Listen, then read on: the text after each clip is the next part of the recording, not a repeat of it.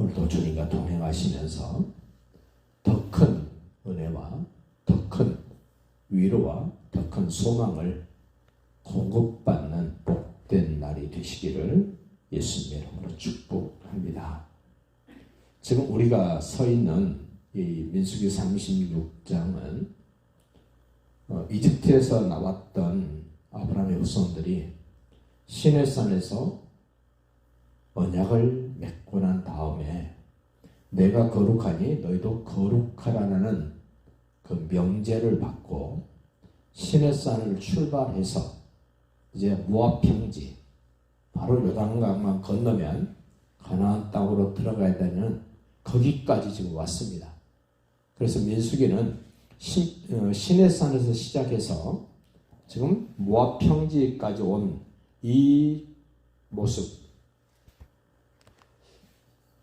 시내산에서 언약을 맺고 하나님과 함께 걷고 머물고 걷고 머물면서 건 38년 한 2개월을 지내왔던 그 여정을 마무리 짓는 지금 36장에 있는데, 이 36장에서 강조되어지는 것은 하나님이 가나안 땅에 들어가서 각 지파에게 제비 뽑아 차지하게 될 땅, 그 기업 얘기를 아직 지금 요단강도 건너지 않았습니다마는 건너가는 것을 대전제로, 가나안 땅을 정복하여 차지하는 것을 전제로 해서, 제비 뽑아 나누어서 가질 것을 전제로 해서 지금 말씀을 하십니다.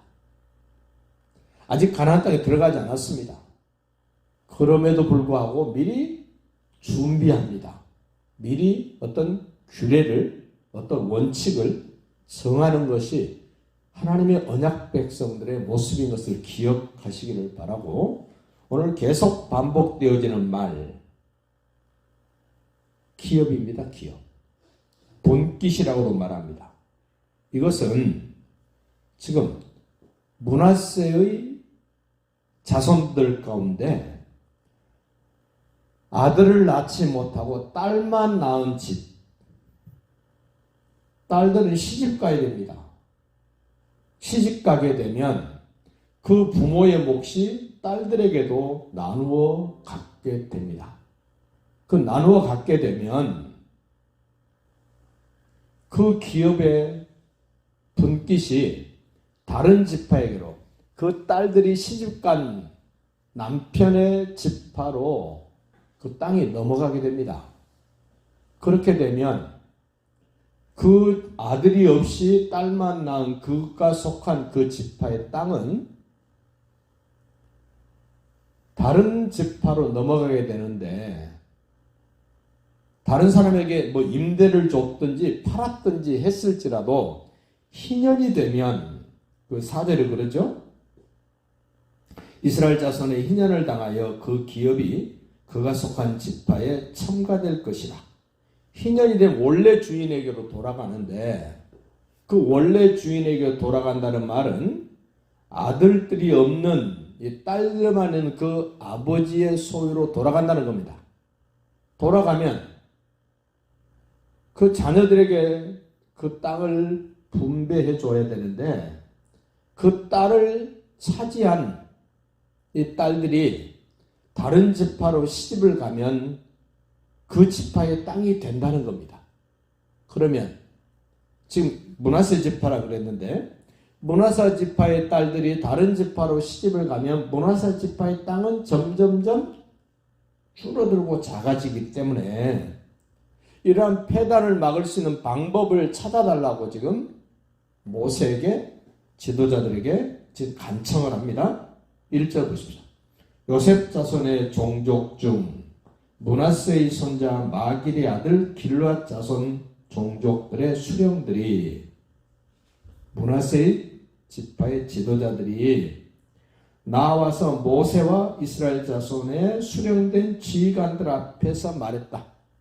자기 지파만 정하면 되는 것이 아니라 이스라엘의 12지파가 다 결정해야 될 내용들이기 때문에 다른 지파 사람들도 말은 안 했지만 이 므낫세 스올부앗의 딸과 똑같은 처지에 있는 각각 지파의 사람들도 있을 거란 말입니다.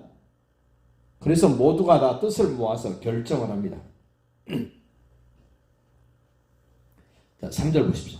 그들이 만일 이스라엘 자손의 다른 지파들의 남자들의 아내가 되면 그들의 기업은 우리 조상의 기업에서 떨어져 나가고 당연히 그 딸들의 몫으로 주어진 것만큼은 그 지파에서 없어지는 겁니다. 그들이 속할 그 지파의 기업에 첨가되리니 더 늘어난다는 겁니다. 그 시집간 그 지파에게는. 그러면 우리가 제비 뽑은 기업에서 떨어져 나갈 것이요. 이 일을 어떻게 해야 됩니까? 하고 모세와 민족의 지도자들에게 이야기를 했더니 뜻이 모아졌습니다. 하나님이 결정을 해주십니다. 5절 보십시오. 모세가 여호와의 말씀으로 이스라엘 자손에게 명령하여 이르되 요셉 자손 지파의 말이 옳도다. 다른 지파도 똑같지 않느냐? 그러면서 결정을 합니다. 6절 슬로브앗의 딸들에게 대한 여호와의 명령이 이러하니라. 하나님이 명령이랍니다. 이르시되 슬로브앗의 딸들은 마음대로 시집가려니와 첫 번째입니다. 마음대로 시집가도 돼. 첫 번째는 마음대로입니다. 그런데 뒤에 조건이 하나 붙습니다.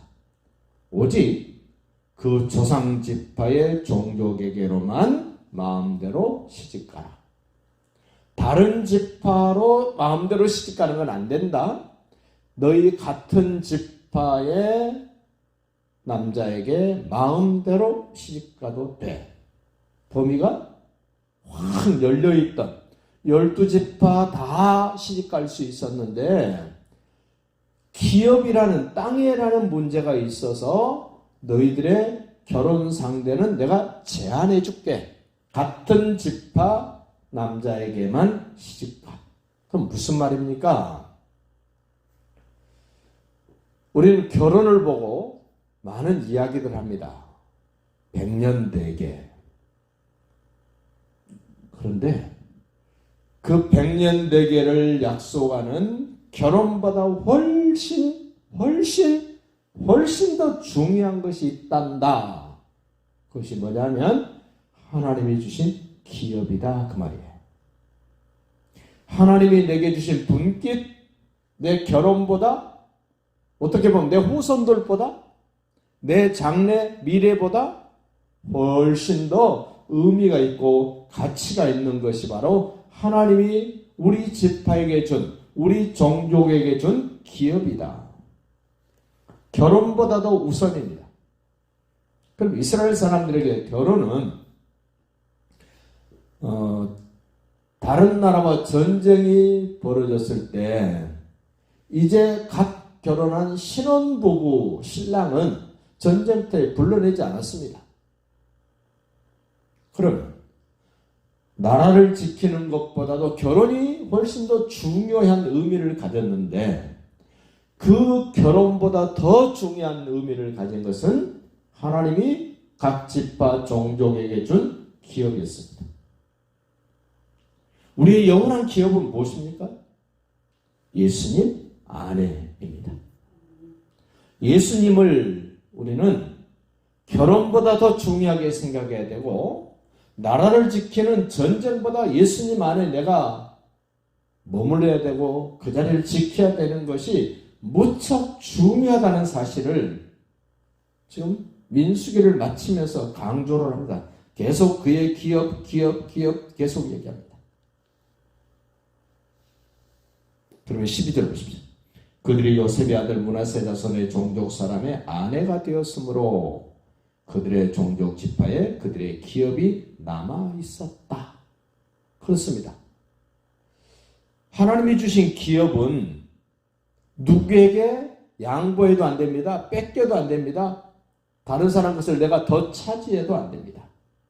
그러면서 말씀합니다. 13절 이는 여리고 맞은편 요단가 모압 평지에서 여호와께서 모세를 통하여 이스라엘 자손에게 명령하신 계명과 규례니라. 시내산에서 요단강까지 하나님의 도우심과 인도하심과 함께하심으로 여기까지 온 모습이 오늘 여러분과 저의 모습도 하나님이 인도하시고 동행하시고 함께하셔서 여기까지 왔음을 감사하고 오늘도 복된 날, 승리하신 날이 되시기를 예수님의 이름으로 축복합니다.